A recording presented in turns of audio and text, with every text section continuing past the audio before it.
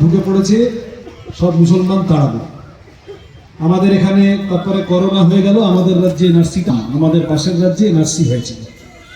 BJP বলেছিল বাংলাদেশি মুসলমান তাড়াবে, 19 লক্ষ মানুষের নাম বাদ গেল। 19 লক্ষ মানুষ বাদ যাওয়ার পরে দেখা গেল 6 লক্ষ বাদ পড়েছে মুসলমান, 12 লক্ষ বাদ পড়ে গেছে হিন্দু। বাংলাদেশি মুসলমান তাড়াবে বলে ভারতীয় হিন্দু বাদ চলে। এই হচ্ছে বিজেপি।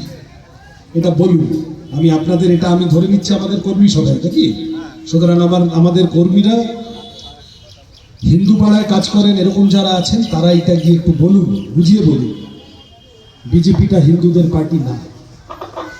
এইবারে বিজেপির নেতারা এই এক গল্প করেছিল এসআইআর করব, মুসলমানরা ঢুকছে, এই যে সব বিশেষত মালদা জেলার ক্ষেত্রে সব বাংলাদেশ থেকে ঢুকে পড়ছে, আর এরাই হচ্ছে যে বিজেপি, এদের জন্য বিজেপি জিততে পারছে না, তাহলে এদেরকে আমরা তাড়িয়ে দেবো, এদেরকে কেটে দেবো, ভোটার লিস্ট থেকে নাম কেটে দেবো, দেশ থেকে তাড়িয়ে দেবো, এইসব বলে ভোটার লিস্ট সংশোধন এটা কোনো অস্বাভাবিক বিষয় না।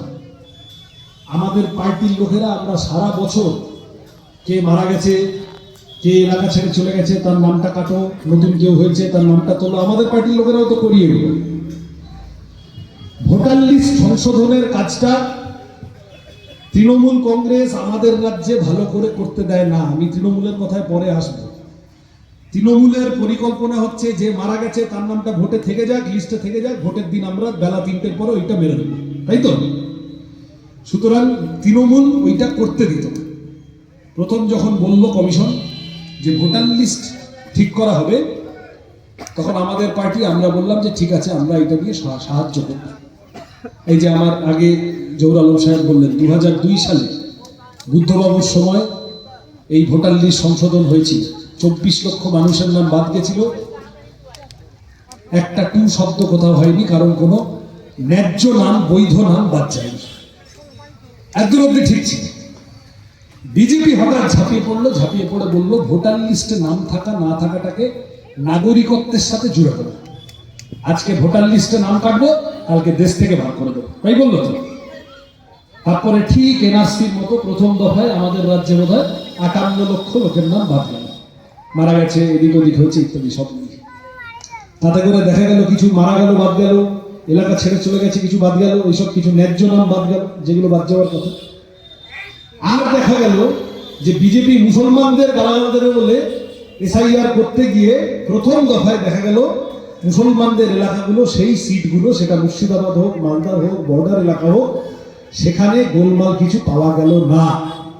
ওভাবে হয় নাকি যে মানুষ এখানে 200 বছর, 300 বছর, 400 বছর জন্মেছে, এখানে কাজ করছে, এখানে বেঁচে আছে, এখানে বাচ্চাটাকে স্কুলে পড়িয়েছে, এখানে তুমি আজকে কত বড় মাতব্বর, তুমি বিজেপি এসে তাকে বাদ দিয়ে দেবে? বাদ দিতে পারলো না, বরং বাদ পড়ে গেল। ধরেন আমার বাড়ি কলকাতার যাদবপুরের কাছে, আপনারা শুনেছেন তো, হিন্দু উদ্বাস্তু বাংলাদেশ থেকে চলে এসেছে, মতুয়া, নমশূদ্র, একটা বড় অংশ মালদাতেও আছে কিছু কিছু পকেটে, দক্ষিণবঙ্গের দিকে একটু নদিয়া, উত্তর 24 পরগনা, দক্ষিণ 24 পরগনা কোথাও কোথাও বেশি আছে। এই অংশটা বেশি ভোটার লিস্ট থেকে বাদ পড়ে গেল, কারণ এরা একটা অংশ সত্যি আছে বাংলাদেশ থেকে এসেছে। এখন তাদের কাছে হঠাৎ যদি বলা হয় আচ্ছা তুমি 30 বছর আগে এসছো, তুমি কাগজ বের করে দেখো, সব কাগজ নেই। যে লোক এখানে হিন্দু হোক, মুসলমান হোক, যে লোক এখানে 100 বছর ধরে আছে তার কাছে জমির কাগজ আছে, কিন্তু যে লোক 40 বছর আগে উদ্বাস্তু হয়ে ওই দেশ থেকে চলে এসেছে তার কাছে সব কাগজ নেই। এই যে হিন্দু উদ্বাস্তুরা কি নমশূদ্র, মতুয়া, এদেরকে এখানে পশ্চিমবঙ্গে থাকার জায়গা, মাথা গোজার ঠাঁই, রেশন কার্ড, ভোটার কার্ড করিয়ে দিয়েছিল বামফ্রন্ট সরকার। সেই মানুষকে বিজেপি এসে বলল সিএএ করে তোমাদেরকে নাগরিকত্ব দেব। আমরা বলেছিলাম নাগরিক হয়ে আছে তো, এখানেই তো আছে, আবার এই নাগরিকত্ব দেবো বলার কি আছে, বড় বাতেলা করেছে। এসআইআর করতে গিয়ে দেখা গেল বলল মুসলমান তাড়াবো, তারপরে প্রথম দফায় দেখা গেল মুসলমান না বাদ দিতে পারেনি, বাদ চলে গেছে বিজেপি যাদের নাগরিকত্ব দেবে বলেছিল, মতুয়া, উদ্বাস্তু, নমশূদ্র ইত্যাদি ইত্যাদি বাদ পড়ে গেছে। আবার ওই এনআরসির মতো এক গল্প, বলল মুসলমান তাড়াবো, বাদ পড়ে গেল হিন্দু। একদম অব্দি বোঝাতে পেরেছি গল্পটা? বিজেপির এখানকার নেতারা ওদের দিল্লির নেতাদেরকে বুঝিয়েছিল যে মুসলমান তাড়ালেই আমরা ভোটে জিতে যাব। এবার এসআইআর করতে গিয়ে দেখলো বাদ পড়ে গেছে হিন্দু, তখন কেস খেয়ে গেছে। তখন দিল্লি থেকে অমিত শাহ মোদী এসে গালাগাল দিচ্ছে ওদেরকে, সেই শুভেন্দু অধিকারীদের। তখন নির্বাচন কমিশনকে ডেকে বলল প্ল্যান বি, প্রথম দফায় আমাদের চক্রান্ত সফল হয়নি, আমরা মুসলমানদেরকে স্বাভাবিকভাবে বাদ দিতে পারিনি, তাহলে এবার কি করা যায়? লজিক্যাল ডিসক্রিপেন্সি বলে হিয়ারিংয়ে যাকে পারো তাকে ডেকে পাঠাও।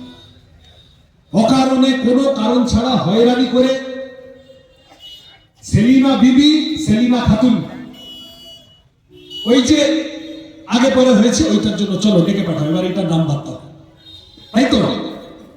এইটা কিন্তু এই পরের দফায় যেটা হলো, এইটা একদম পরিকল্পনা করে নির্যাতন কমিশন, বিজেপি সব মিলে পরিকল্পনা করে একদম সাম্প্রদায়িক অ্যাঙ্গেল থেকে মানুষের নাম বাদ দেওয়া শুরু করল।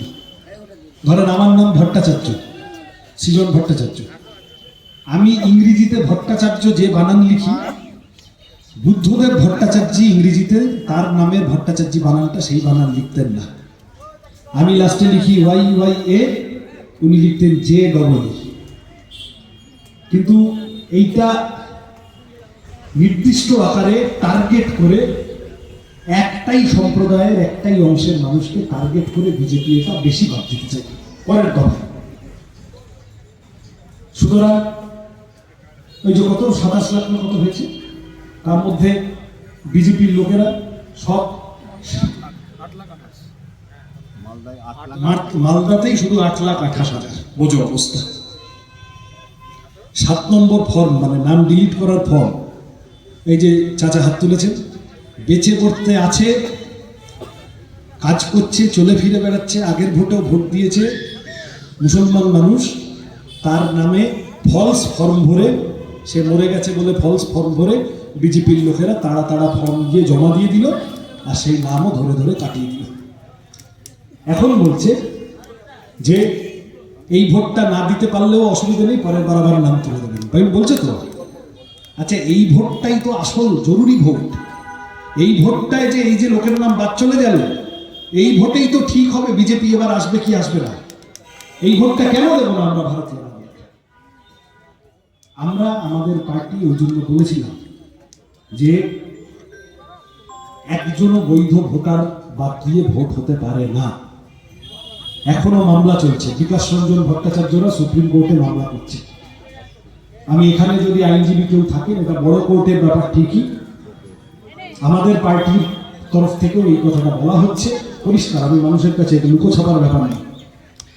বিহারে আমাদের আগে বিহারে ভোট হলো, বিহারে এই এক কাজ করতে গেছিল, বলেছিল বিদেশি ঢুকছে, বাংলাদেশ থেকে ঢুকছে, সব 47 লক্ষ লোকের নাম বাদ গেছিল, একটা বিদেশি বার করতে পারেনি, একটা বাংলাদেশের লোক বার করতে পারেনি। 47 লাখ লোকের নাম যখন বাদ গেল, সুপ্রিম কোর্ট যখন কমিশনকে জিজ্ঞাসা করলো, আচ্ছা তুমি যে বলেছিলে কটা বিদেশি পেলে, কটা ঘুষপেটিয়া অনুপ্রবেশকারী কটা পেলে, একটা নাম বলতে পারে।